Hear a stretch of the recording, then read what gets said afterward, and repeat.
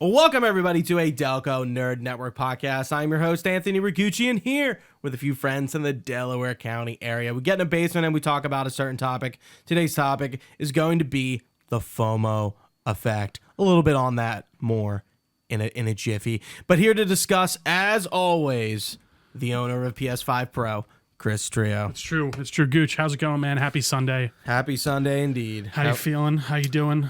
Good. Yeah, feeling good. Just got breakfast. There you go. I'm nice and full. I feel like I'm not. You talk about how you come on the podcast like hungry because I rarely very eat, often you're like, dude, I'm starving. I don't think especially by the end for sure. Yeah, I don't think like I ever get on or finish a podcast where I'm like, I'm fucking ravenous. Yeah, I'm trying to. I usually don't eat because I skip breakfast most of the time, and if I don't, it's like a piece of toast or something. So usually by the time I'm out of here, I'm feeling rather peckish. And then, like, I'll go pick up some food on the way home. The only time ingesting something I feel like backfired me on a podcast was when I did the Too Many Games panel.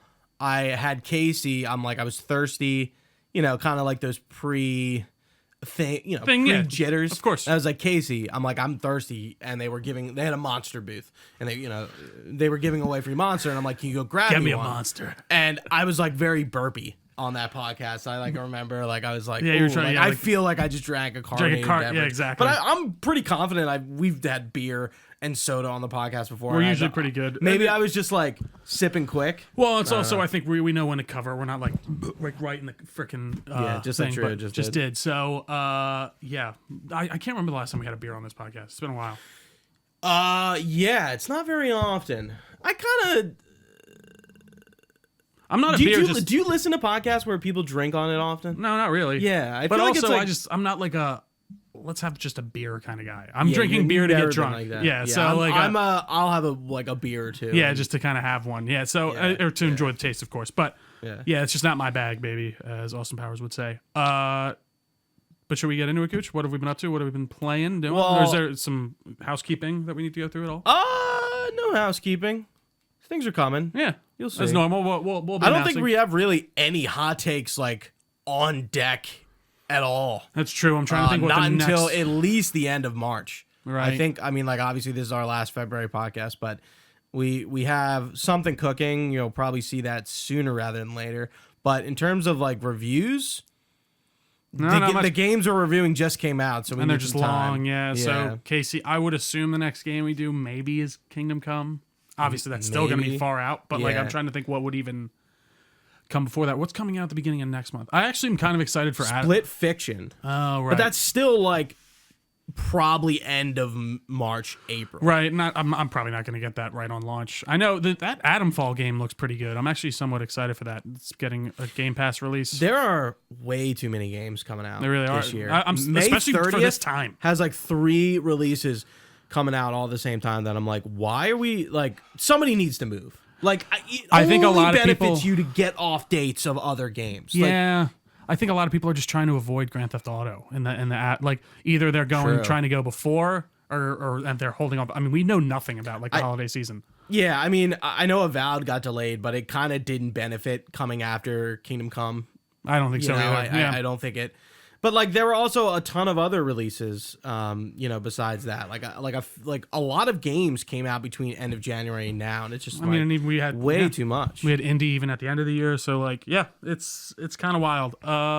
It's kind of nice though, because I feel like this time of the year is usually dead when it comes to games. At least when you start getting you'll get one every once in a while, but yeah, interesting. But I did want to mention, we started talking about it on the Cap Hot Take, I feel like we have to mention Eagles winning the Super Bowl. Oh, yeah. Even though me and Trio, not football fans, probably religiously podcast mid-Eagles games a lot. The few times we've had guests on, I remember Bill Zografidis, for example, was like, dude, the Eagles are on. And I'm like, dude, we don't care. Who gives a shit? I probably watch 3 to 5 football games a year. Yeah. One of them always being the Super Bowl. I always watch the Super Bowl. It's funny. My girlfriend's the one who usually propels us to watch sports more than me. We watch more Phillies than anything. She's turned me into much more of a Phillies fan. Kathy is a sports fan pretty broadly. Not that sometimes she's expressed interest in watching a game, but it still seems like it's not a super priority for her. I see. She went to the parade. I didn't. I went in 2018. I thought that was good enough. Sure. I just watched it on TV, and we didn't get like the Jason Kelsey speech moment. Like they're like, I don't know if you watched any highlights or. I do. I remember that when he's in the fucking But like, there really wasn't any of that. But just to talk about the Super Bowl a bit, it was such a it was a win. It was such a boring game. Even it was bad. As someone who does I was getting, by like the third half, I'm like, we're just winning and like nothing is interesting here. And especially, in the third quarter when it was like, oh, we're just the commercials, I agree too, were just, man. We got a Thunderbolts trailer, like that was wasn't even on, by the way, that wasn't even the full trailer. Like it was like, go check it out on YouTube. It was like a clip from the trailer because they didn't want to pay for a full slot.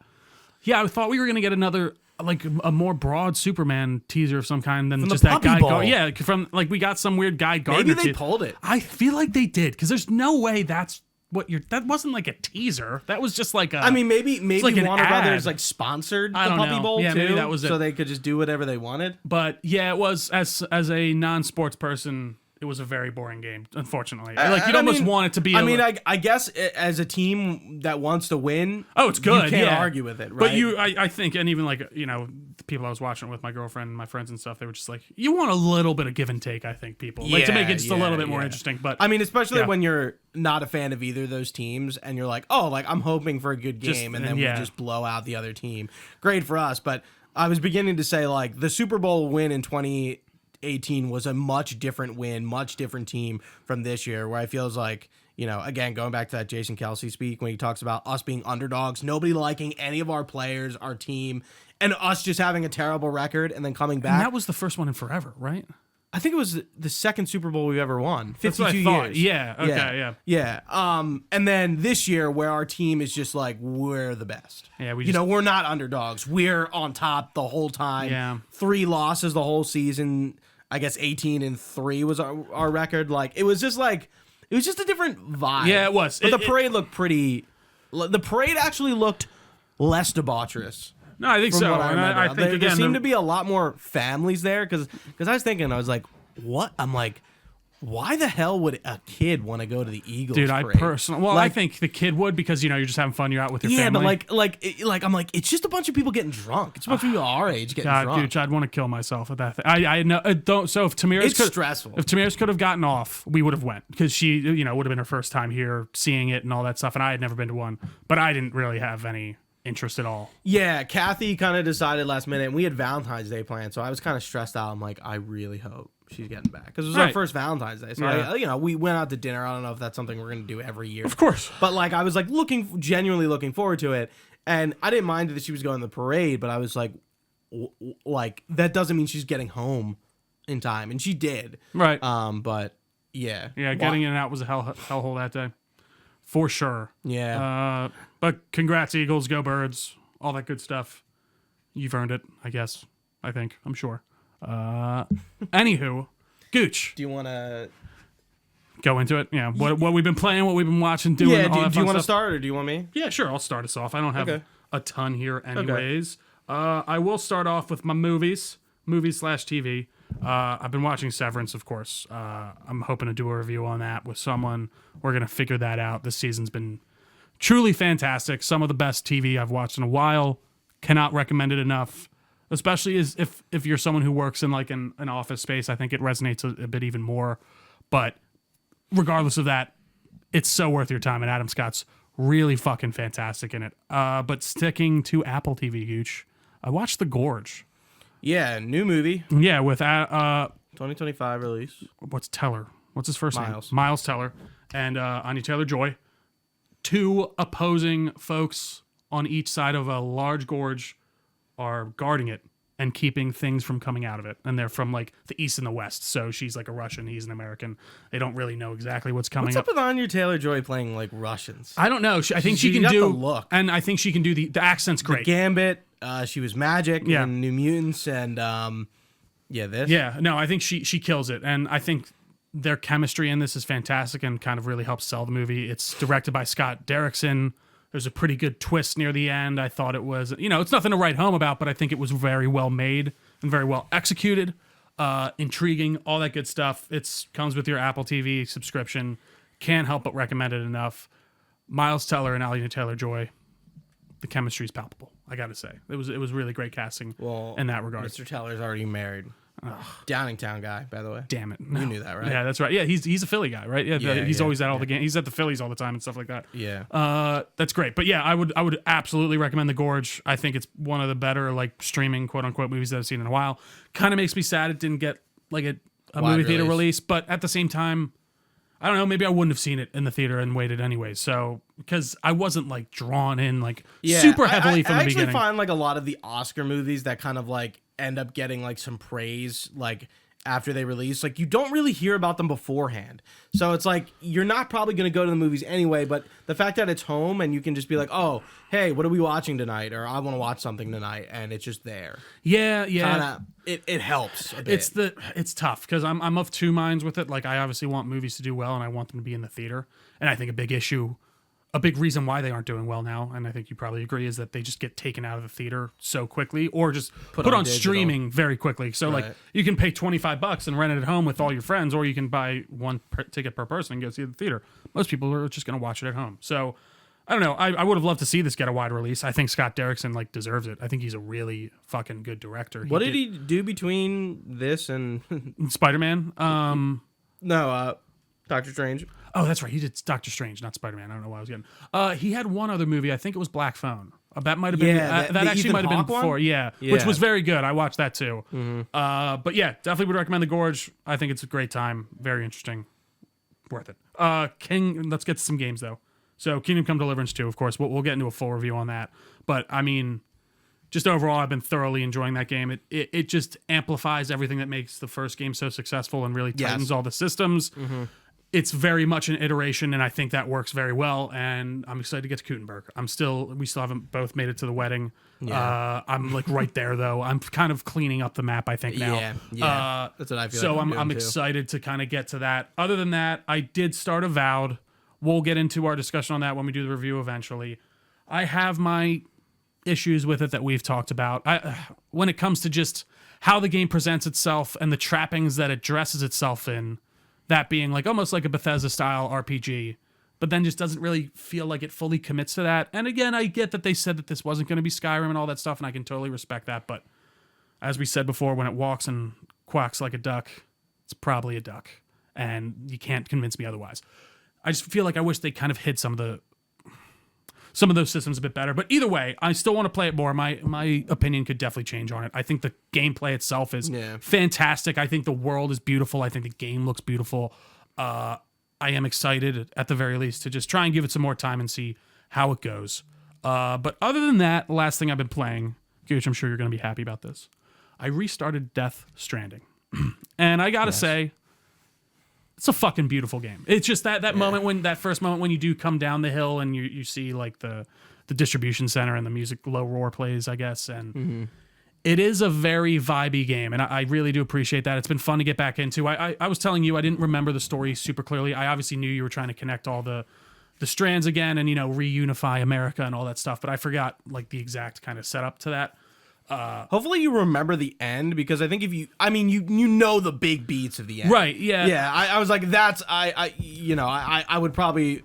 I remember there was a lot of talking, and I just remember being on the beach. It's the exposition might make more sense given the fact that you've played the game. Definitely. So you can you're listening to it in a bit of a different. A lot of it's coming back to me. Totally. I completely agree. And I think it's been, interesting to resettle back into this world. It is just such a nice, relaxing game. I can just turn on some music and I'm just delivering my packages. A game that should not work at all and does work very well. Does it have PS5 Pro support? I've been meaning to check the thing on it because, it will say it when you go to the game tab in, the box there. It'll be like PS5 Pro support. I've been meaning to check that. There's no, in-game...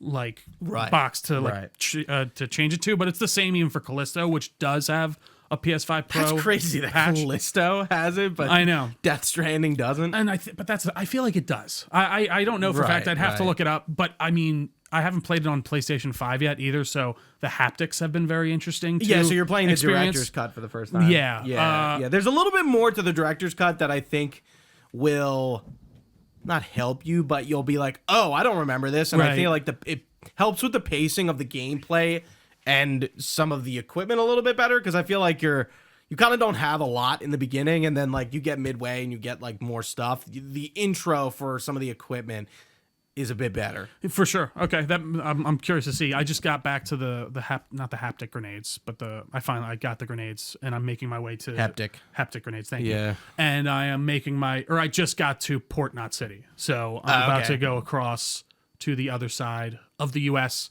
It's a lot of fun. It's a very relaxing game. I would like to revisit it before Death Stranding 2. I'm not sure if that's going to happen on Xbox. Yeah. I have to admit, I don't know if Kojima Productions like planned this, but I feel like Death Stranding has kind of really had like solid upticks since its release. You had its release, and then it came to PC, and then we had the director's cut on PS5, and then the director's cut came to PC, and now we have it on Xbox. Like it keeps kind of like it is interesting popping back up and generating some income and some attention towards it. You know, I don't think Kojima was thrilled about the way it sold, but like that's kind of like what are Kojima's expectations versus like the reality of it? And also, like just they could be a bit skewed for sure. And I think it's just such an oddly specific type of game where like the fact that it sold as well as it did, in my opinion, is very. It's fantastic, and I think is an achievement in and of itself. Yeah. But I'm excited to get through more of it. It's funny. I remember it being more complicated story-wise than it is. It's really not. No, it's not. Yeah, it's not. There's only the one scene when you start out when you meet Fragile,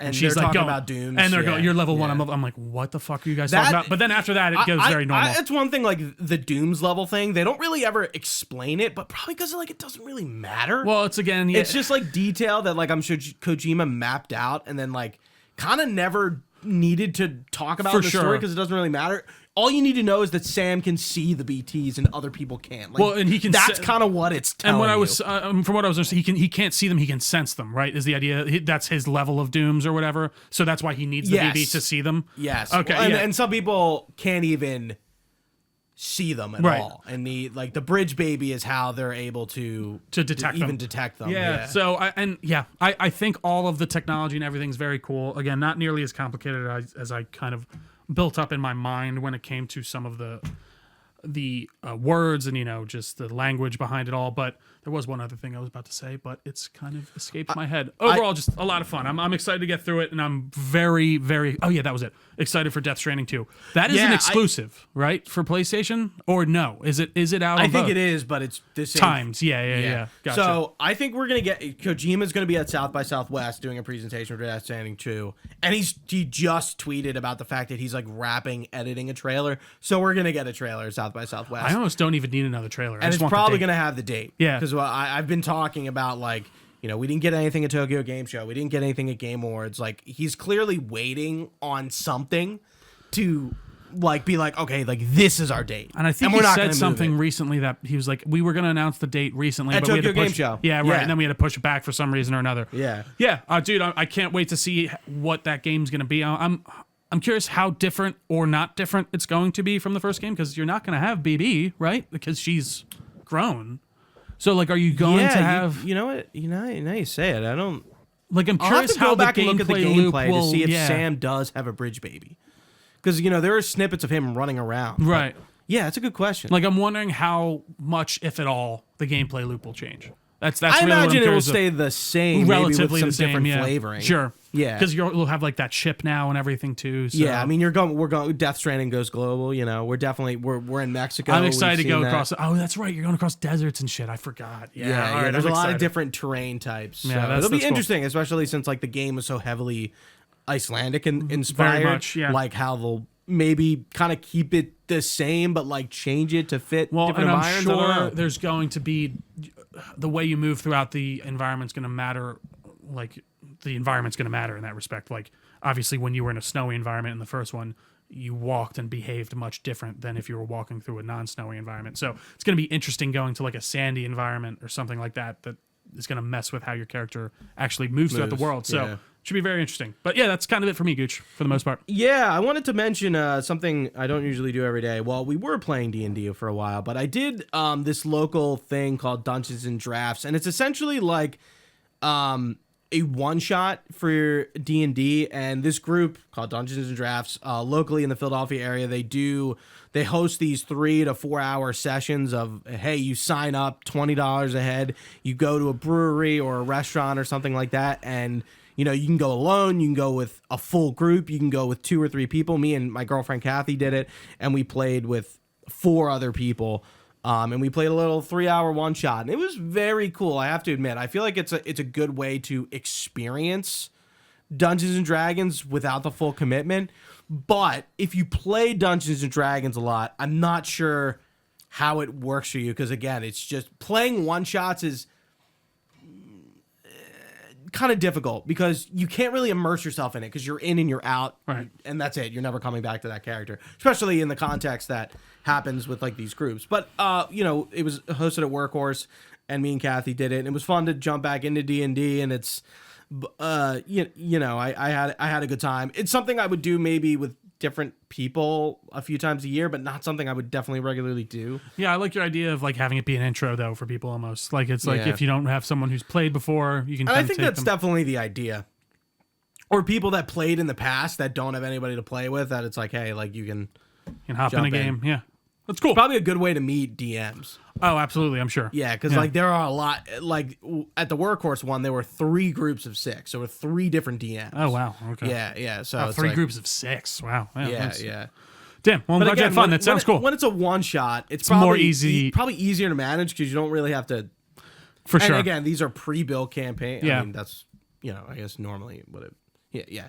No, but even still, yeah, no, I totally see what you're saying. That's great. I'm glad it was fun. I would love to maybe check it out one time. I'll follow your order. Let's talk about what we're watching. Started Bad Batch Season 2. Only a few episodes in. Honestly, first 2 episodes were good. We had an episode that very interesting. And I think it's like, once you think about it, it's like, yeah, what was going on? The Empire, so the Bad Batch are trying to essentially cross the Empire while they're looting Count Dooku's palace. Yeah. And I'm like, that is great because he was rich. Yeah, and of course. If you know anything about the prequel lore and Dooku's lore, like he's very wealthy. So it makes sense that the Empire would go after his stuff. So I find it cool that an episode is sort of delving into that. And then you have an episode with Crosshair, who's the one who goes to the Empire, and as he sees Cody again. So Cody lived through Order 66. Right.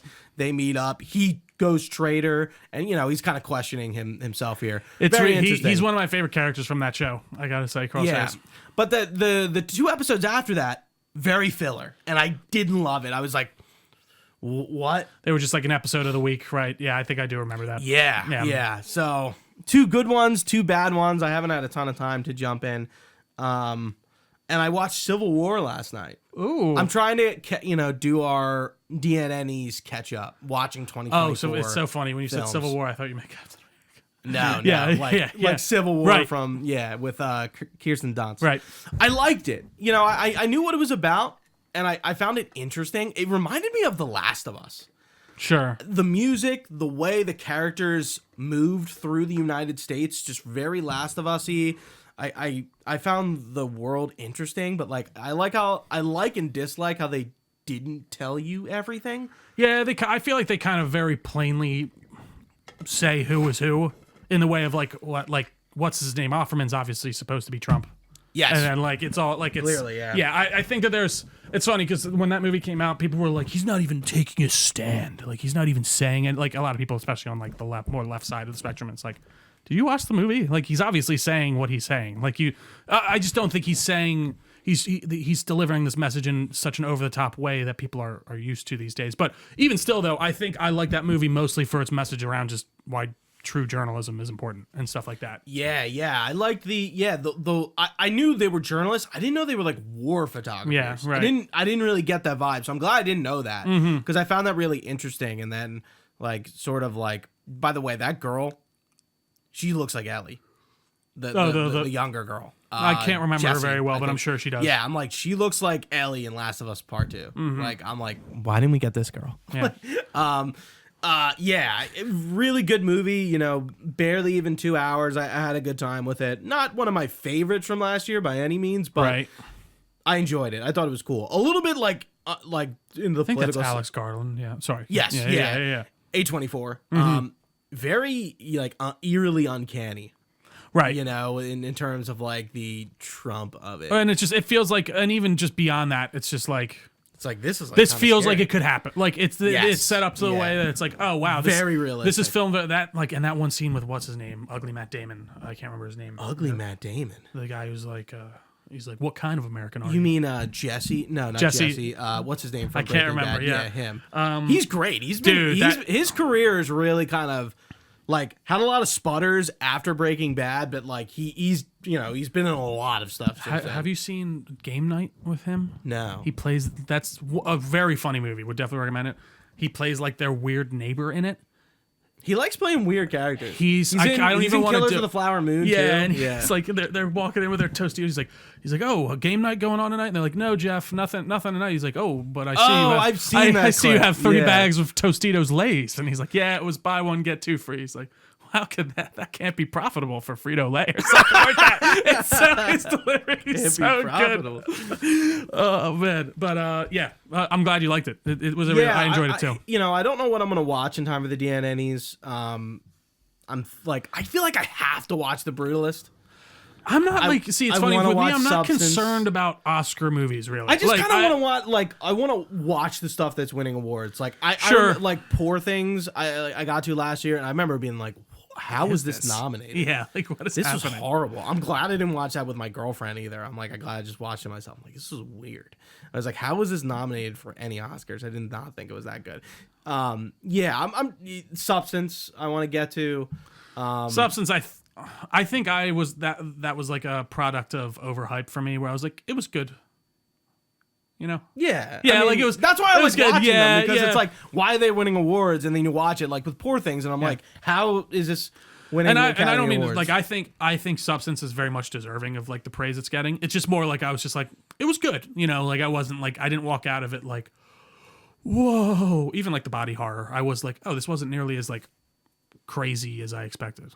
But either way, yeah. To games, still playing Marvel Rivals, not as much, but a few times a week. Sure.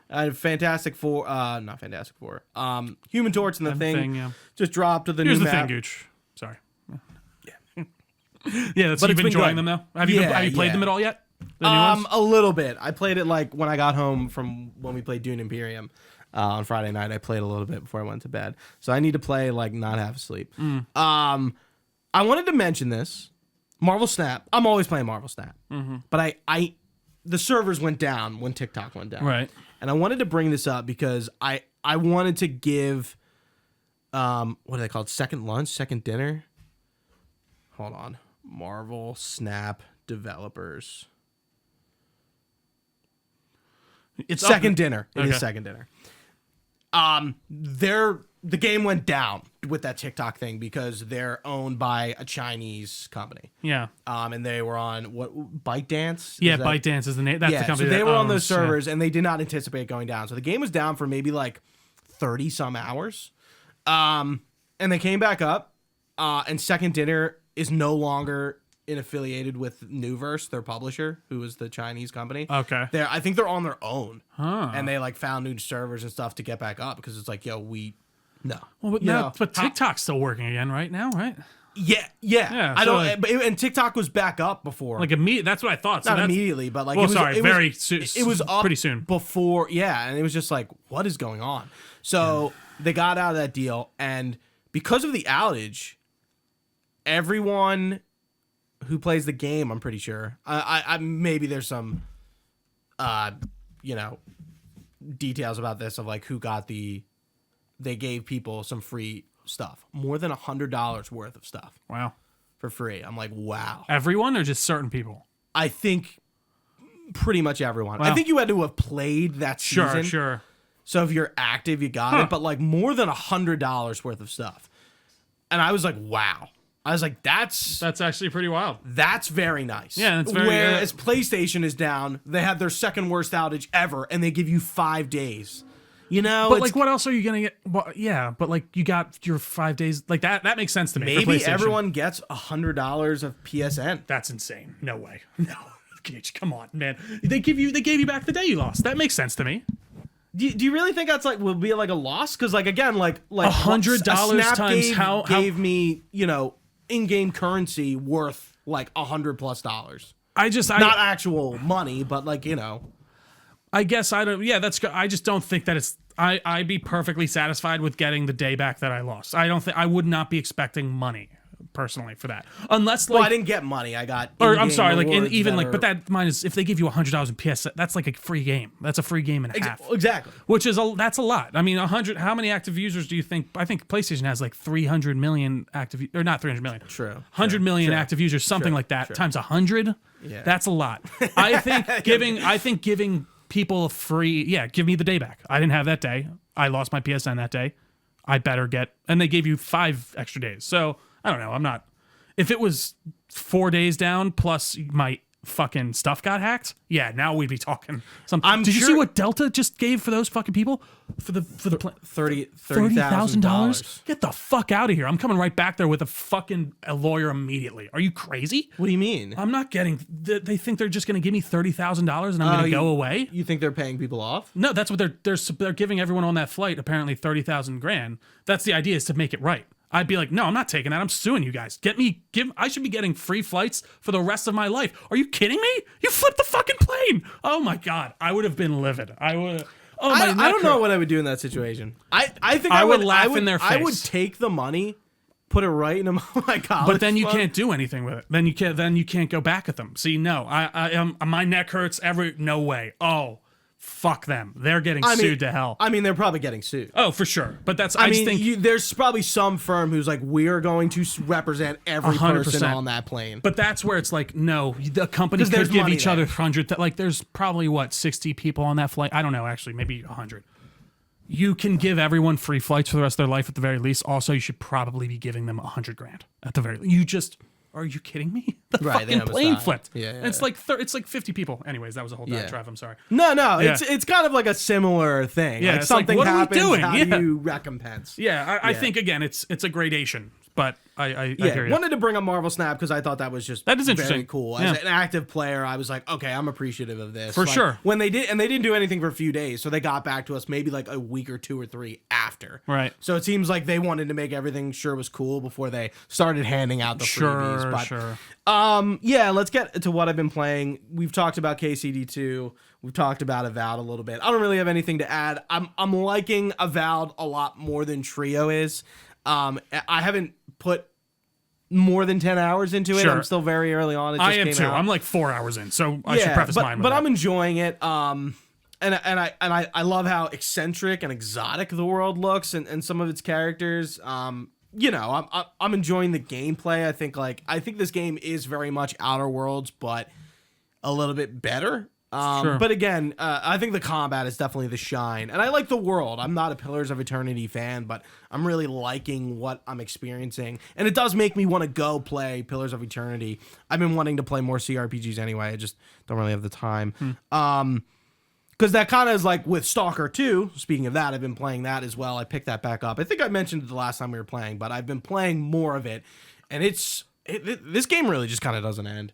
And that game, I like Stalker 2, but it's not hooking me. I don't really love the world. I don't really care about the story. I like the gameplay loop, but nothing about it is being like, wow, I need to go back and play the original Stalker games. It's not making me do that. I'm definitely going to finish it. We'll see if we even do a review of it. I'm not really even sure if I want to do a review of it. Because I don't know. The game's cool, but like, and I don't think there's too much. I just think the game is like, maybe the open world is too big for its own sake. It's kind of hard to nail down, but I've actually stopped playing it a little bit as Kingdom Come have come out, as Avowed has come out. I'm playing 4 games on Xbox right now. Right. I think Stalker might go away again. That makes sense. And then the other game I've been playing is Gears 5. I'm back in trying to get my Seriously done.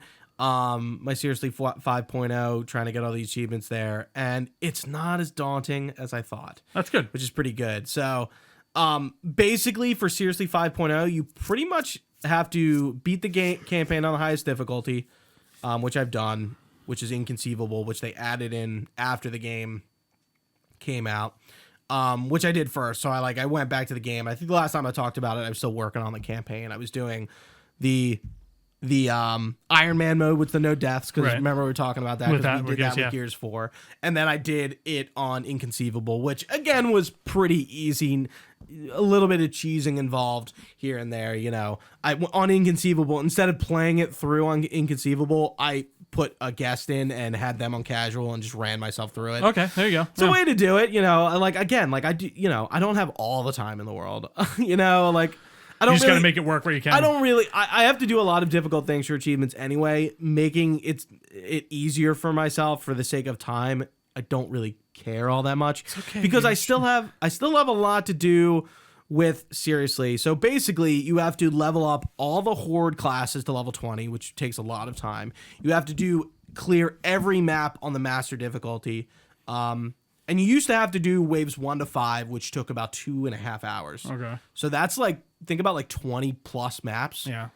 That's what you had to do for Gears 4. Jesus. But now they have Horde Frenzy, which is 12 waves of Horde. And it's doable in 20 to 30 minutes, and you can do master on that difficulty. So I've just been kind of doing that. There's dailies I can do. So it's harder maps that nobody really plays. I'm knocking out with the dailies because people are doing them for the daily awards. And honestly, the seriously of it is not my issue. There's weird achievements. It's do 10 million damage in Hoarder Escape. Why? Okay. Why is that an achievement? I'm excited for E-Day. But I have as a Gears fan and a completionist for Gears, I feel like I have a lot of feedback of make this game more accessible. Stop making Horde 1 to 50 in 2.5 hours. What are we doing? Yeah. Nobody has time for that, especially when you're doing it on the hardest difficulties. You need to make this game more accessible for people. Right. And I'm not talking about making the multiplayer easier where the shotgun is the meta. I kind of like that. I like how Gears has its own style. But I'm talking about these other modes where it's you're just, this is hard and long just to be hard and long. I was going to say, yeah, just for the sake of it. Yeah, and there's only a niche audience who are really going for this. I'm make the game more accessible. And it sucks to go back to Gears 5 and see how microtransaction heavy that game really was, the passes and stuff, and you buy skins, and I don't know if you remember, but makes sense with the live service aspect of it. It really is this micro and great in there, yeah, for sure.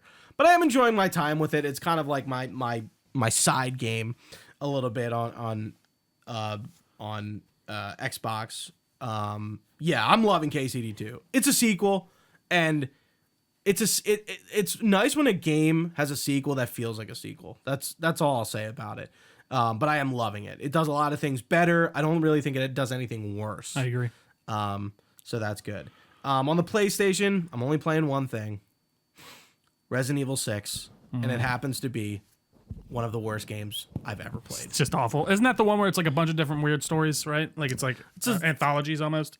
Yeah, it's the same story, different perspective. So you play everyone has a partner. It's Leon, Chris, Jake Wesker, and Ada. And the story is it's the worst Resident Evil game by far. Even playing it in co-op did not save it. But I've been grinding the achievements, the trophies aren't too bad, but the DLCs are all, what do you think, Trio? Multiplayer modes. You're right, multiplayer modes from that era. And it's just I've been grinding the trophies out, and it's been all right. I thought it was going to be a lot worse. Honestly, for some reason, doing that is more enjoyable than trying to slog my way through playing the campaign again on professional. I thought I was going to like this game. I've heard so many bad things about it, and I'm it can't be that bad. Can't be that bad. It is that bad. Jesus. It is really that bad. And it makes sense why Capcom fell off with RE back after this. When was that made? Ago. Yeah. 2011, 2012. So if you think about it, they took 2011 off to 2016, 17 and then 7 came out. They reinvented it. Yeah, and it makes a lot of sense. I'm seeing if I bought this game at launch, dude, I would have lost it. Yeah, what the fuck? It's fucking horrible. That's terrible. The gameplay doesn't feel good. It feels like a Fast and the Furious movie in Resident Evil. Ooh. There's action set pieces. Like, it's very high octane. It's like Leon's campaign tries to call back to Raccoon City, and it just feels like really terrible. Unearned. Yeah, that sucks. That really does suck. It's. I feel like it's rare you do get that game that's been talked about like that, and you're like, oh no, this is right. Like, this has been completely. The correct. light is at the end of the tunnel because I'm almost done playing all the Resident Evil games. 7 is next. That's awesome. I'm finally gonna get to experience there. that game that so many. Jeez, I haven't played about. 7. I would actually like to go back and replay 7. It's been a while. Yeah, I'm excited. I'm excited. I mean, even with Village, I know Village wasn't as strong, but I'm excited to like get to that new era of Resident Evil. I don't know. I think Village is still very good. I think Village is actually there's one scene in Village that's scarier than everything in 7, in my opinion. Like one set piece. But okay. I know what you're talking about. Yeah, like when you're in the house area. Yeah, but the baby. Yeah, it's fucking terrifying. But I do think 7 was fantastic and really did an amazing job just getting people back in. And it's all the molded and stuff in that too. And like, I don't know. But that does it for that. Let's get into our podcast topic. Our title, of course, is the FOMO effect, and we left it vague on purpose. We thought about kind of really spelling the title out for you, but like what exactly are we talking about? If you don't know what FOMO means, it means the fear of missing out. And we're sort of going to be talking about that within not only TV shows, not only movies, but also games.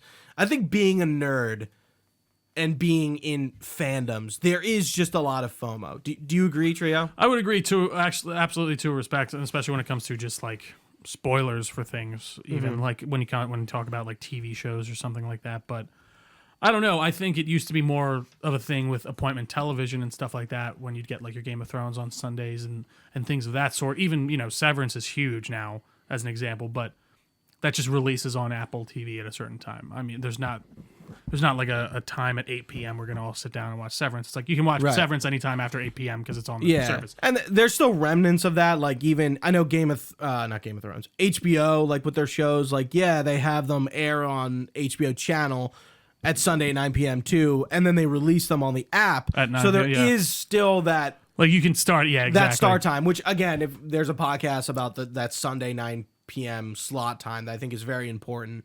But you can still kind of consume it when you want. Yeah, and even when it comes to how we were talking about reviews earlier with games, like I don't know if it's even more FOMO, whereas it is more like for these reviewers that like you need to finish your review in time or else you are irrelevant. You need to finish a 200-hour plus RPG in maybe 30 to 40 and then have like an opinion about it, which I think is colored and not accurate to maybe how your experiences. I'm sure it colors your opinion. Watching, like you're not going to consume the game the same, and you're being forced to consume it in a way you don't normally do because of X, Y, and Z. And that does come from a fear of missing out on like the conversation, the moment, conversation, exactly. whatever. Yeah, and just even the views. Like I mean, we're big fans of Last Stand. They release a lot of their reviews whenever they're just done, and it's because they can do that. It's because they have an audience that follows them and they know that will come eventually, and they have their Patreon subscribers. But when you are a channel that's trying to build yourself, or you're trying to stay more on top of that type of news and entertainment type of stuff, you're going to want to get out your reviews as quickly as possible for that fear of missing out. So, no, I think it is an interesting kind of idea to broach. And even when it comes to, like we said, TV shows, anything like that, like, I think certain things you have to be more careful with than others. Like, I don't know. People are usually pretty good with the Severance spoilers. Like, I rarely ever get spoiled for that if I don't watch right away. But I don't know. There's definitely been other things that we've watched where, I don't know, even Endgame, that was spoiled for me. Like the Cap getting the hammer thing. Because I remember I saw someone posted like, it was a spoiler tag before the video, but the spoiler was the comic book like it said spoiler in next thing, but it was over a panel of Cap holding Thor's hammer. So I'm like, oh, I wonder what this is. But yeah, I think that's where kind of my FOMO comes more from than anything. I know you were kind of a guy who you would watch stuff right on time. Yeah, so this is how this podcast topic came up, was I've really noticed that the way I consume specifically TV shows has really changed. Trio was just kind of saying it, but like I think I'll say end of high school, college period. So that's like maybe like 5 or 6 years, give or take, and a little post-college. Right. I needed to be watching The Walking Dead, Game of Thrones the minute it aired, or I was stressed out. Right. Because I was either going to get spoiled or I'm not in the conversation. I don't know. I'm waking up on Monday. I have to go to school, go to class, and like, you know, I could get spoiled on Twitter. I think the Twitter conversations, not that they don't happen anymore, but I feel like it was very easy to go on Twitter, open your phone, and be spoiled within seconds of that Game of Thrones episode or that Walking Dead episode. Absolutely. When the Arrowverse was going on. You know, you had maybe 4 or 5 I'd say like 3 or 4 shows airing a week that aired in an order that like made sense in their universe. And I had to watch Flash on Tuesdays, Legends on Wednesdays, Supergirls on Mondays, and Arrow on Thursdays. Like, I had to watch everything in that order when it aired. And I don't know if there was I don't think I was scared of getting spoiled with those shows, but I cared about being in the moment so much that it was probably like ridiculous. Sure. Game releases, you know, I think I still, for the most part, you know, I think since it's all been the same, I usually get games the day they launch, and I'm not getting a game a few days later or a week after launch, especially if I'm interested in it. I'm buying it on release, and I am pre-ordering it. And if I'm not getting a game on launch, like kind of like, because there's one thing, if maybe I want to wait and get it, I'm not going to get it like a week later. If I'm waiting to get it, I'm waiting till it goes on sale like months later. Right? Yeah. And I have that with games. It's like, okay, I'm interested, but yeah, I'm not going to get it because I'm playing other things. And I think, you know, this year especially, last year, Suicide Squad was one of the biggest first things where I'm like, I'm not buying this. I'm not going to buy it. I need to be okay with not buying it. And I got to just kind of listen to your heart, Gooch, as Cyndi Lauper would say. When it's calling for you? When it's calling for you. It's That's just a something Cyndi you Lauper song? I thought it was. I might be wrong. I thought it was. Okay. Well, we'll check. But yeah, I think, like, you know, I've become more okay with that being like, well, oh, wait, even Callisto Protocol last year, I just remember seeing reviews for that and being like, this just isn't calling to me now. I'm going to wait. Yeah, and see, I end like, up waiting. that doesn't happen to me. I commit early on, and when I'm committed, I'm committed. Mm-hmm. And in terms of how I've consumed movies, you know, I remember if for some reason we were unable to see a Marvel movie the Thursday or the weekend, even the Friday it came out, I was like kind of freaking out. Yeah. Because like, just like your example with Endgame, it's like, what if I get spoiled on a big moment like that? But now it's kind of changed. And with movies that are Marvel movies, I'm usually seeing them within 1 or 2 or 3 weeks. And after that, honestly, like I wanted to see Civil War in theaters, but like, it ended up not really mattering. There are some movies that matter, like Gladiator or like Top Gun, where like I want to be in there week 1 or 2 or 3. And I guess if it doesn't happen within those weeks, I just end up not seeing it. But I want to throw it over to you. How have you consumed all this stuff in the past? Has it changed? I mean, not a ton. Okay. Mostly it's been me just consuming it when I want to, at will, if you will. I never certain shows, like, I don't know why, Invincible, I love watching the day. I when I'm really into something, I'm gonna watch it on release day. I mean, dude, I remember when the Justice League, Zack Snyder's Justice League dropped. That morning, I woke up at like 10 a.m. and I just threw it on. I like watched it from like, it was like 10 to like 2 because I just was like, I want to watch this. I got nothing going on today. I literally woke up in my bed and just turned it on, and I like started eating and whatever while watching it. It really depends on my excitement level for something as to how quickly I feel like I want to get to it.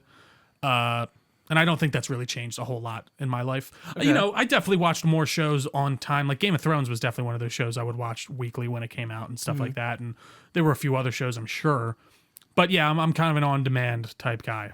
Just consume it as I see fit. Yeah, and I think that's how I consume stuff now. It's more of like, especially TV shows, where I just feel I don't really care about the conversation.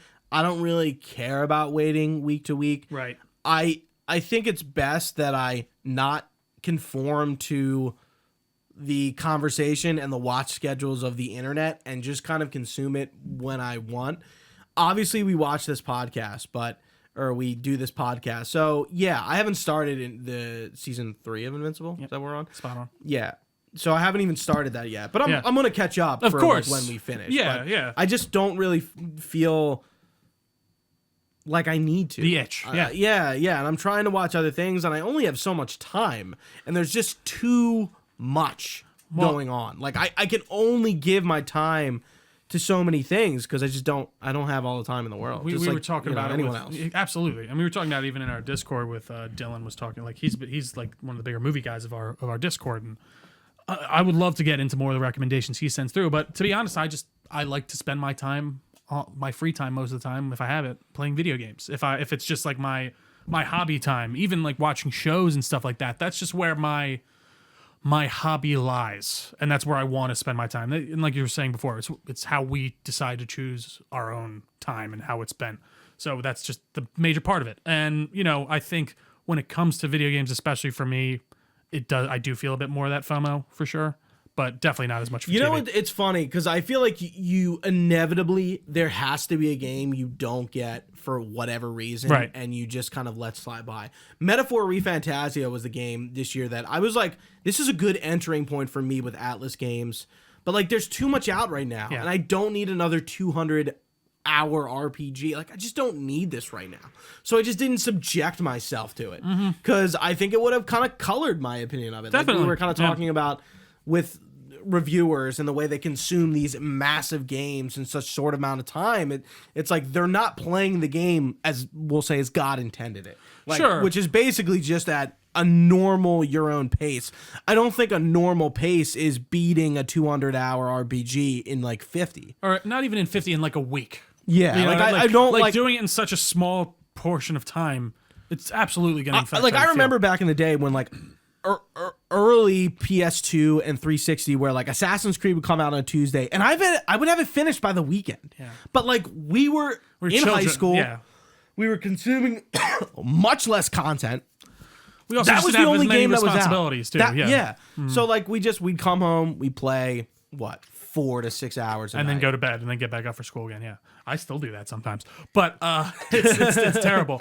Not really though. I enjoy it, when I look at it, how I consume then, how I can consume now. Let's take a show, Skeleton Crew. We didn't review that show. Yeah. I didn't want to watch it. I still haven't watched it, and honestly, I'm probably not going to watch it. College age Gooch would have watched it regardless, just to be in the conversation. Do you think that's a product of where Star Wars is at though right now as well?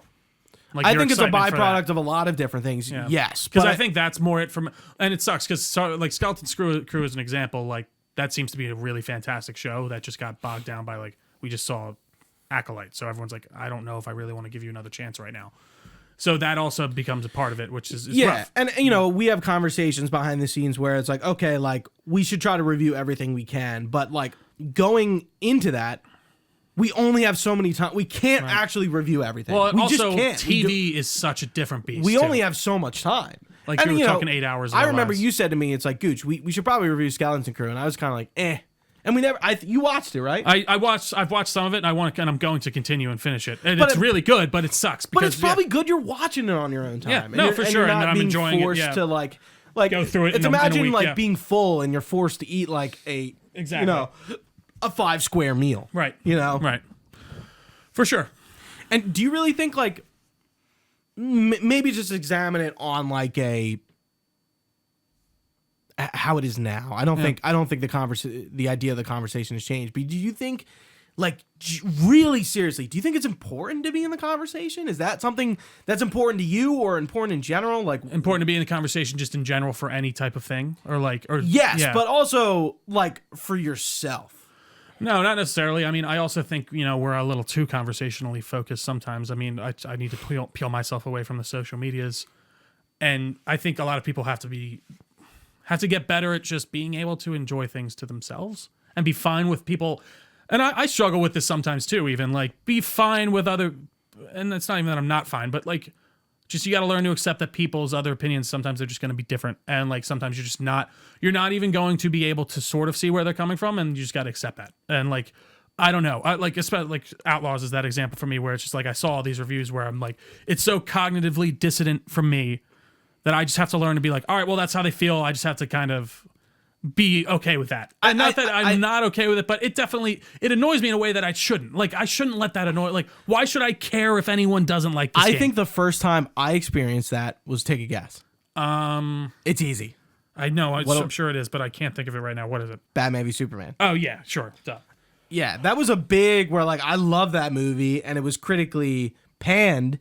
And, like, you know, that's where, you know, the Zack Snyder purists and the Snyder cut people started to come out of the woodwork. And there was this big division between the positive and negative reception of not even just BVS, but the DCEU as a whole. Right. And yeah, like, do I think it's important to be in the conversation? I think it's important that I am observing the conversation. I don't always think it's important that I need to be in it. Yeah, like participate. But it's nice to see from the outside in what the ideas are. Yeah. The chances of me getting switched to are slim. But I think it's really important that I pay attention to what people are saying about it, especially if we're going to be doing content about it, which I imagine we will be. You know, and our plan is to sort of look and diagnose what we think about the Switch 2 when it gets revealed in April. And I'm not a Nintendo fan, but I certainly am a video gamer, as they like to say. And if I didn't pay attention to what was being said about the Switch 2, I think I'd be a bit foolish. So, I do think there is value in the conversation, but I don't always think I need to be the one talking in the conversation. I think I like to be maybe someone at the dinner table just kind of listening. And I think part of that is we're also in it. Like, I mean, we have a podcast, we talk about it. We like to believe that I like to think that I, you know, have a pretty big, a relatively wide knowledge on video games and certain things like that. Sure. And that comes from paying attention and being in the conversation to a degree. But it is, I think, helpful to observe the conversation, like you're saying, and just taking a reading of the room and seeing where everyone's at. And it is weird, like, even with this avowed thing where it's tough to read what people are truly thinking. Like, right. Is this just the loud assholes on Twitter or on Facebook or on Instagram? Because, like, again, I think Twitter's a cesspool in a lot of ways, but I think, you know, the Instagram comments and all that other stuff can be just as bad in a lot of ways.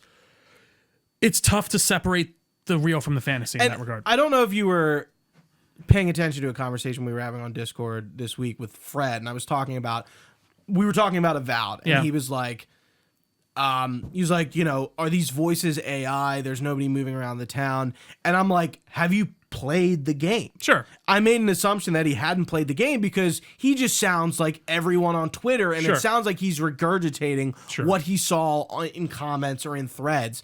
And he had played it. And he was just, you know, that was his opinion about it. And I was like, you know, I kind of was saying, well, it sounds like you said what Gum Gum with the anime profile picture said on Twitter with the blue check mark. Like, that's where you're getting your news and your information from, just random people sometimes. You know, it's not always a Gene Park or whoever. Sometimes it's just some random anonymous Twitter user, and it's like, you're going off of, like, what Gum Gum with anime profile picture on Twitter said. Like that's how that's where the conversation's coming from, and I think that's not good.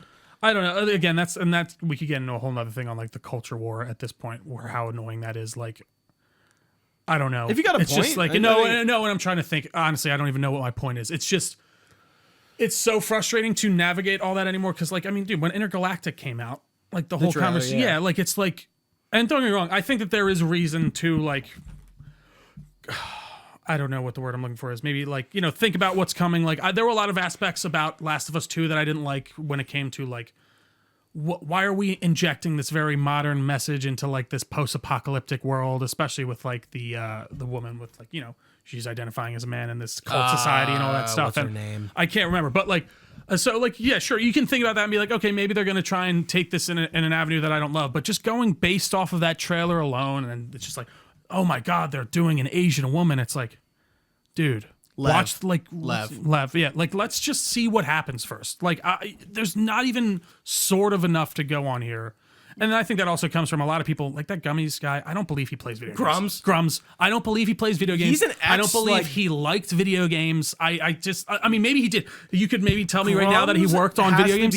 He was like an employee, like, in the original Blizzard, like when they made the original World of Warcraft. Oh wow, what a surprise! Like, but he seems like he's the definition of a grifter. Yeah. Like I'm just like, who is this person? Again, what the fuck is a Grums? Like, you know, this person is real. We know who this person is. I forget Grums' real name. But, like, again, like, with this, like, anime profile picture, it's like, that is the voices on Twitter. It's like Shinobi64. Yeah. And it's like these weird Twitter accounts who are these people? Yeah. And even Shinobi, though, like those guys seem to just do more like news type deal. Yeah, so like that sure, I can totally. Sure. Sorry, Shinobi. No, yeah. Shinobi, we won't put you in the grums. Or Wario64, yeah. But I know some of those accounts are not opinions. They're just kind of like disseminating And news. by the way, like there are definitely people on the other side of the aisle that act like this in the opposite direction. So, but like the grums and all that stuff have just been the loudest as of late. And again, you just see an Asian woman in a game and they're like, Sweet Baby Inc. got in here. It's like, do you think Sweet Baby Inc. is changing the fact of who they're going to make this an Asian woman protagonist no matter what? These people grew up where they grew up. They are of a specific type of background, most likely because of where they came from. Yes, they're going to probably tend to be a bit more liberal in that regard. But I don't know. I think the conversation about video games in general right now, even beyond the FOMO, has just been so exhausting that I just... Conversation about everything. You're right. About movies, everything. It's just like it's tough to be in this space now. And like, it's nice to be able to chat here with you about this stuff. And, we can have a one-on-one conversation. But trying to have a conversation about this stuff, even on Discord and stuff, like I tend to just back off of that because... What did we just... It doesn't feel like it can be a productive conversation over... text in a lot of ways. I think it can. Don't get me wrong. I think it does happen, but yeah, I like our community, and I like our podcast because I think we have a lot of level-headed people in there. Even if you have different opinions, and people are talking about, so I think even when we're involved, sometimes conversations get heated, and that's fine as long as you're respecting people, of course. But you know what? I just realized while you were just talking about that, I realized we don't give those conversations a lot of smoke. No, we don't. On our podcast, we really don't. The last time we don't talk about it all that much. This is like the first time we really have. The last time we sort of talked about it, I would say, was the Hogwarts Legacy review with the stuff around J.K. Rowling. With Veilguard, we talked about it a little bit. It's sometimes hard to you can't say yeah, for sure. Maybe we I don't know what was being said about Indiana Jones on Twitter. I'm sure I know there were things, sure, but it doesn't come off the top of my head. No, it's like not every game we need to talk about because the culture that is very going on Twitter about whatever it is. Mm-hmm. And the reason, even like when you get back to Hogwarts Legacy, that was just everywhere and all the time when you would bring that up. People were like, you can't purchase that game. So that's why it was so integral to, I think, even speak about it on that one. But I think you're right, and I think it's good that we don't give that type of stuff much air because we're just talking about our opinions. And listen, I'm sure you could probably pull up some podcasts where we do give it some air, and I'm sure I said something about it even on the Outlaws podcast. But I don't know. It really does suck to talk about content in general now to on the internet, and I think it probably was always that way, but it does just feel a bit worse now. I don't know what it is. Yeah, and I think there is value in the conversation, but I also think there is value in digesting and consuming the way things are for you that enable you to have the most fun and to get the most impact out of it. I still remember when you hated Dishonored too, because you were playing on the hardest difficulty. Yeah, I think it's funny. I think we bring that up kind of a lot, where I had a realization. It's like, I didn't like this game because I played it in a way that kind of enabled me to dislike it. And it's not your fault necessarily, because by the way, that is in there to be played like that. They give you the option. So right. I can't disregard that. So to give the context, I was playing the first playthrough, no alerts. On the hardest difficulty. No kills too, I think, or something. Yeah. So like just the absolute hardest way you could do it, and not knowing any of the maps, like that's something I would do after playing it once. Right. Yeah. So you know what you're doing. Yeah. But again, how you consume something absolutely makes a difference in how you kind of react to it. So I think that's 100% true. I think there is more value in doing things on your own and the way you want it and how you want it, rather than just following what the masses are saying and what people are saying online. I talk about WoW Classic a lot on our Discord, and because we have some people play it, I also used to play World of Warcraft, so I have some sort of opinion about it and interest in it. But people will probably think it's really weird that I don't play Classic, even though I kind of like it. And it's really because the fun that is there is not the fun I want. I want a different kind of fun, and I need to sort of make my own fun within that in my own specific way that caters to me. And a lot of people, I heard a streamer I've been watching is a WoW Classic streamer. His name is Zaryu. And he said, if you're making fun of somebody for creating their own fun, you probably should go touch some grass. And I kind of like really identified with that. And I forget what he was. I think he does a lot of what are called self-found challenges. And essentially he just creates his own challenge. So what he did was he played a warrior, when traditionally, you have a lot of options as a warrior in World of Warcraft, but he did a samurai build. So he had to use a samurai sword. He had to look like a samurai. So he's sort of like capping himself in a way. He has to use robes, a lighter armor, so he doesn't have as high as an armor as a warrior would. And, that he's making the game unnecessarily difficult for himself. Right. But he's enjoying it. Right. So I'm kind of like, yeah, I really get that, because I kind of do that too, whether it's going for trophies like that. Am I making the game? Am I making my experience maybe harder for myself? Yeah, but like I'm doing it because I enjoy doing it. For sure. I don't really. I just talked about Resident Evil 6, a game I fucking don't like at all. But like I'm not. You're enjoying it. You are enjoying like the experience of being able to finally play. Yes, there is something I like about it, even though I don't like the game. Right. But yeah, I mean, just going off that point, like. Oh, I think we've been talking about it. About there is value in the conversation, but there's more value in the way you're in the conversation about your own unique perspective that only you really truly understand. And I also do think there's this aspect of the conversation now where I don't know, I feel like you almost have to justify your positive opinion more than your negative opinion. Yes. In a weird way. I don't know. And I guess that maybe that makes sense. Maybe that's how it should be. But I don't know. It's just like whenever someone has fun with something that is being overall kind of disregarded, you need. I mean, hey, I'm guilty of it. Yeah. Like if you're in Discord, sometimes I'm like, yeah, you like that, and people do it to me, and it like vice versa, where it's like, oh, you're enjoying that, or oh, you don't like that. I mean, I did it with Trio with Avowed, where I'm like, I'm kind of annoyed that Trio doesn't like Avowed. But then it's like, why am I annoyed? Yeah, no, it doesn't really matter. It doesn't matter. And I'm like, me and Trio were playing Dune Imperium the other night. We mentioned it earlier. Oh, I meant to, yeah. And we were fun. We were watching. I was watching him play Avowed a little bit, and I'm like, Trio, you're like blowing through this whole place. Like, slow down. Like, stop and smell the roses. And I even criticize myself for that in games where I'm watching a stream and the streamer's really like taking in the environment. I'm like, why don't I do that? But like, I think I need to slow down. But that's not. I think that's the game. I think that's the game, not me. Like if the game was, it's you. If the game was worthy of me sticking there and really admiring every scene, I would do it. But like I don't feel the want to do it. You know what I mean? You want to do it in Red Dead 2. Yes, right. I will literally walk on my horse from one town to another in that to just like enjoy it. You know what I mean? I've been doing that in Kingdom Come Deliverance. Definitely, I have barely fast traveled in that game because it's like I want to. Maybe I missed something going between Trotsky and Zhelyov. I want to go. I want to see if I can find things. Sure. There's a lot of Easter eggs in the world. Yeah. So like there is a reason to do that. And I think it's on the game. And I'm enticed. Yeah, for sure. Yeah. And I think it's on the game to compel you to want to do that. And that's, I guess, my point with Avowed, where it's like, I didn't feel compelled to listen to what was going on. I didn't feel like I don't know what it, like, I just kind of did want to get through it. And you saying that did kind of make me like, all right, I will take a step check back. yourself. And even while we were setting up, we were kind of talking about our podcast like almost naturally. Yeah. And I was like, yeah, maybe you need to just put Avowed down. Yeah, exactly. So and maybe I will for a little bit. Yeah, and even when I said it with Stalker, I feel like I'm kind of going through the motions. Like there's not a lot of side content. I'm just kind of like not blitzing through the main story, but like doing it. And I'm like, yeah, maybe I need to put it down for a month while I play the things I want to play and then come back to it. And I'll probably be a bit more open to it and not like another session of Stalker that I'm not really like thrilled about. And in a way, I think I wish I consumed content a little differently. I wish I wasn't playing 5 games on Xbox right now. Sure. I'm only playing 2 on PlayStation, but I made this one of my New Year's resolutions one year about like playing less.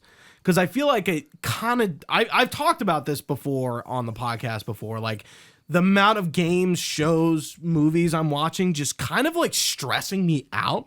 Because I'm, like, sort of, like, inundating myself with all this content. And I can't keep up. And I'm constantly trying to, like, trudge water. Yeah. So, like, in a way, I wish I consumed content a bit differently. And I was kind of playing less, and I do watch less.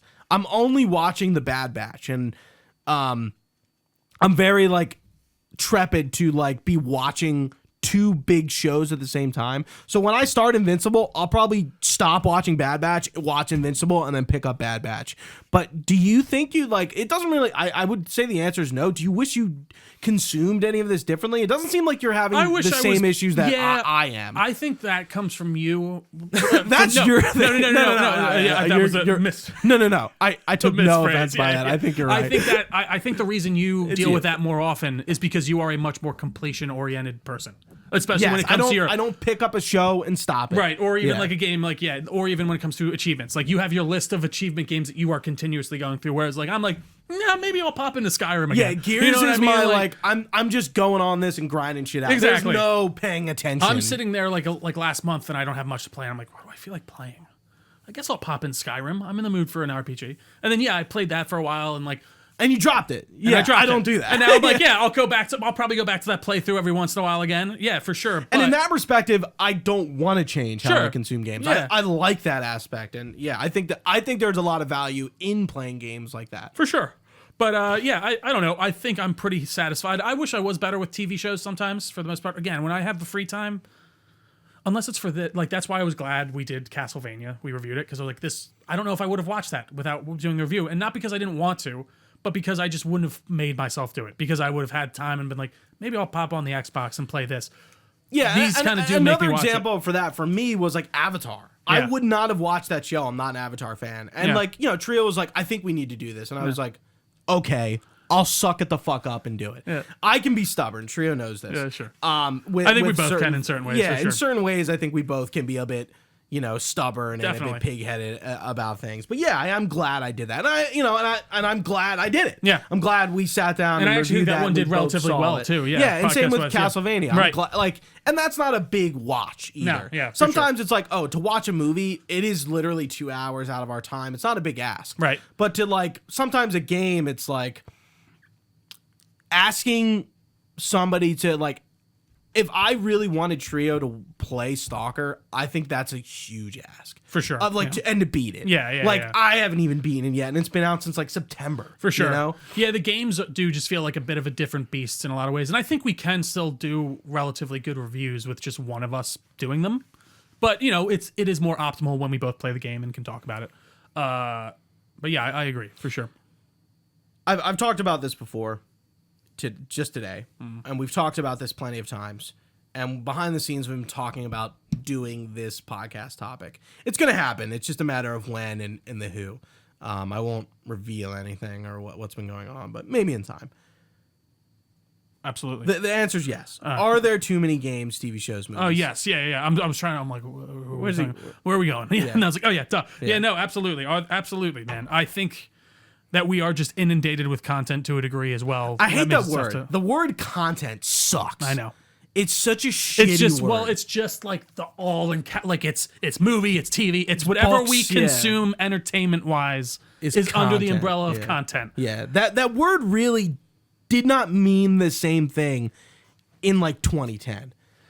I feel like when when the streaming services came and that's when that word kind of became ubiquitous. Yeah, and was really on the tongues of people. Sorry. Right. No, you're totally good. Yeah, absolutely. It's very true. And I don't know, man. Just that's the name of the game these days. It's keeping up with content, but there's just so much that we have to make the choice of what we want to keep up with, what we want to be in the conversation with, and how that mentally takes a toll on us, genuinely. Because I have tried to take a step back from the conversation of just it's a fucking video game. It's a fucking movie. In what way? In the way of what I was talking about earlier, where it's why am I caring?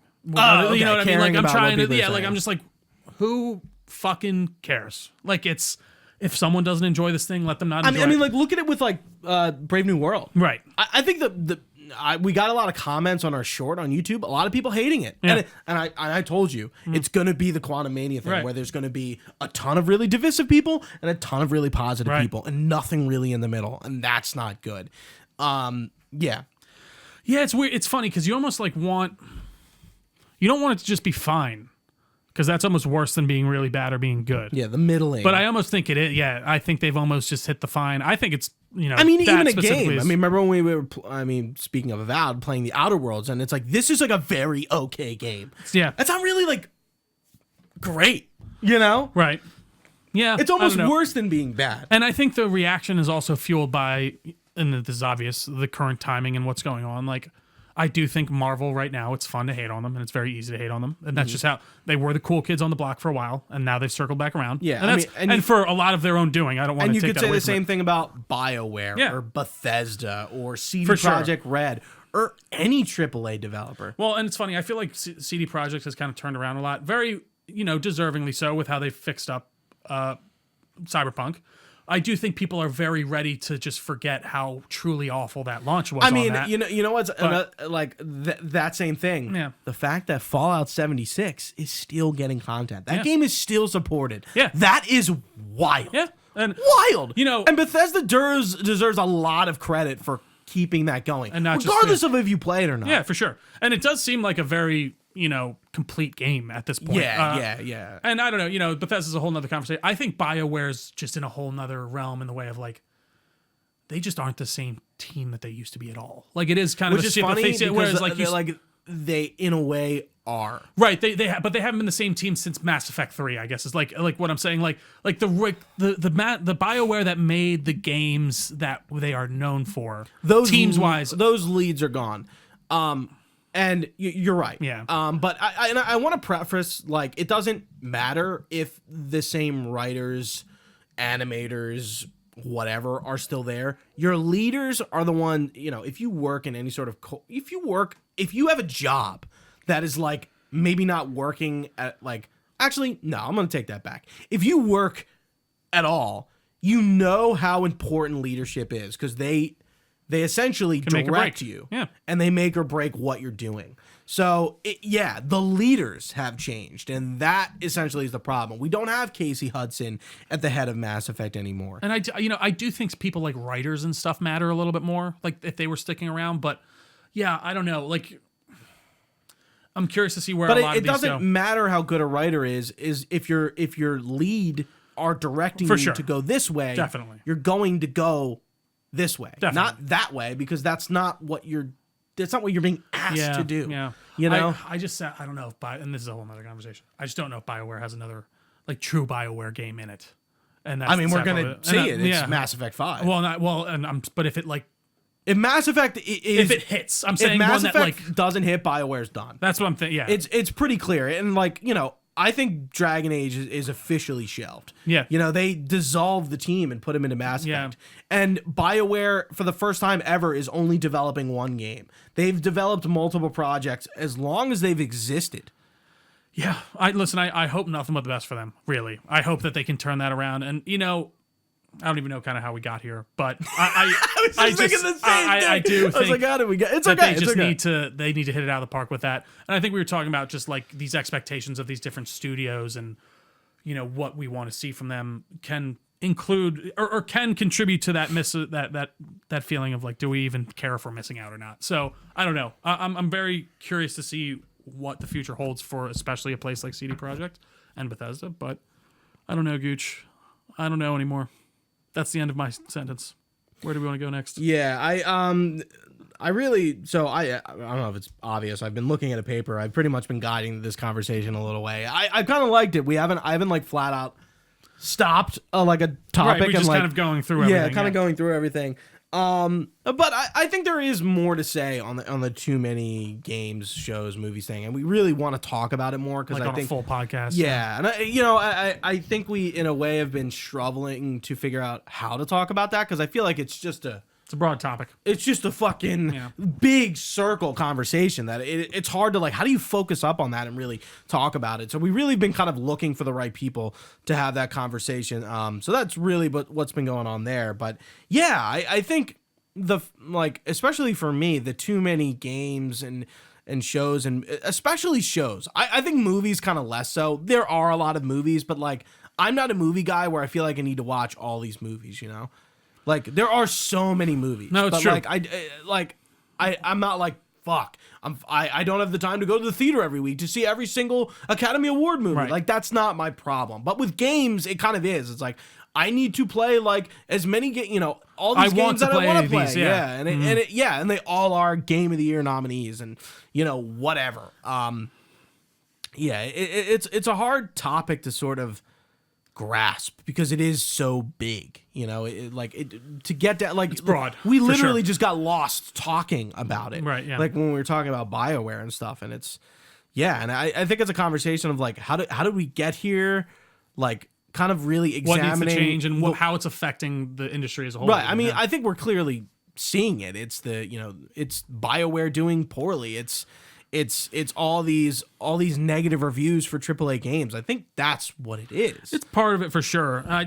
There's like the video game industry is almost failing in a way, but it's definitely not. It's the most profitable industry out there, but it's also like weirdly making money. Yeah, I agree. It's very odd. Yeah, I don't know. Something definitely needs to change in that regard. Just with the way we make games, with how much they cost, the time frame put into it. It's a lot. Yeah, so that's a little taste of that. We'll definitely get back to that, hopefully, in the coming months. But the last thing I have here is really like, do you fear missing out of the conversation with your actual circles? Forget Twitter. Your friends, family, our Discord, our podcast community. And here, I'll give you an example. My friends get Call of Duty every year. Yeah. And I do kind of have a FOMO of I'm never playing with them. And they always are like, Gooch, get COD. What are you doing? Get COD. Casey says it. His brother Connor does. Like my friends who are not gamers who play games are playing Call of Duty all together for maybe a few weeks, when it comes out. And then they're done. I haven't seen them jump on COD. A lot of them got back into Fortnite. I played Marvel Rivals and I'm putting up the flag. Come play Rivals. But like nobody comes. Right. A lot of, don't get me wrong, a lot of you have played Rivals with me. We've had a lot of cool I get what you're saying now. Podcast community sessions with Rivals. Not as much anymore, but that's just how the thing goes. Right. So I do have FOMO there, and I kind of wish I was I'm not in the video game conversation my friends are having and the games are playing. Do you kind of have that at all? No, I don't think so. I think for the most part, I'm kind of in on what we need to talk about, and I think my inner circles and even our Discord is very good at keeping that conversation going when needed. Like, I don't know. I don't feel the need to get right in on it right away. I know, like, if I want to have that conversation, especially with the people in our Discord, I'll throw a message in there. People will respond. We'll go back and forth about it. But overall, I don't feel super, like, get up and go for that. And right. Especially when it comes to my family and my friends on that side, they don't keep up, I feel like, with that stuff as much or as deeply, maybe, especially when it comes to video games. Mm-hmm. So I don't know. Yeah, I guess I don't really feel that drive as heavily. Yeah, it's funny because I have that FOMO feeling, but like I haven't gotten Call of Duty since Black Ops 1. Right. So like clearly I feel it, but I have a lot of self-control in not feeling it enough. Yeah. Dropping because you also money. know also that's like, like you're saying, 3 weeks later, we're not going to be playing as much. Again, the way I consume games is like, I'm not just playing it for 3 weeks. I'm going to finish it. I'm going to get all the achievements. And like, when I think about Call of Duty, I think about those zombie achievements and I go, fuck that. And it would just be sitting there forever. Yeah, like I don't want to subject myself to this. And like I think Casey was talking to me about like playing GTA 5, and I'm like, dude, I told you that. I mean, I think that might have been me. That. Yeah. Yeah, I mean, like you I both would love have to said do that it to with me, for like and a I'm just like, review. dude, like no way.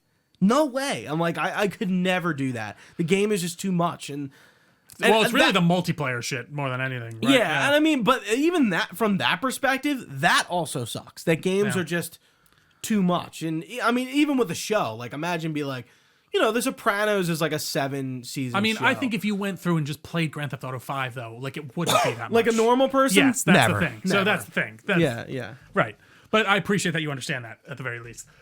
Yeah. I think that's kind of how I feel about when it comes to just like wanting to be in on the conversation with everyone around me. I don't feel that like drive. It's more with you, really. You're the guy that I mostly talk about all this shit with.